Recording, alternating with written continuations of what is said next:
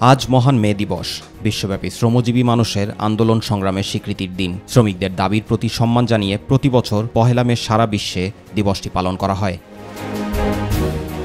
বিশ্বে বর্তমানে মোট ২০৬টি দেশ রয়েছে, অথচ শ্রমিকদের সম্মানে মে দিবসে জাতীয় ছুটির দিন হিসেবে পালন করে বিশ্বের মাত্র ৮০টি দেশ। কিন্তু যাদের নিয়ে এ দিবস, তারা এ সম্পর্কে কতটা অবগত?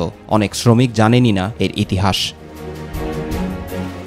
আমেরিকার শিকাগোয় হওয়া শ্রমিক আন্দোলন থেকেই শ্রমিক দিবস হিসেবে মে দিবসের সূচনা হলেও দেশটি এ দিবস পালন করে না। বিস্ময়কর শোনালেও সত্যি, বিশ্বের অন্তত ৮০টি দেশে পহেলা মে শ্রমিক দিবস পালিত হলেও আমেরিকায় তা পালন করা হয় সেপ্টেম্বরের প্রথম সোমবারে। সাবেক মার্কিন প্রেসিডেন্ট গ্রোভার ক্লিভল্যান্ড ১৮৯৪ সালে সেপ্টেম্বরের প্রথম সোমবার শ্রমিক দিবস পালন ও ওই দিন সরকারি ছুটি ঘোষণা করেন। এই দিবসের সূচনা মূলত আজ থেকে ১২৭ বছর আগে আমেরিকান সমাজে। ১৮৮৬ সালে পহেলা মে আমেরিকাতে শুরু হয় শ্রমিক আন্দোলন। অধিকার আদায়ে শিকাগো শহরের হেমার্কেটের শ্রমিকরা সেদিন পথে নেমেছিলেন।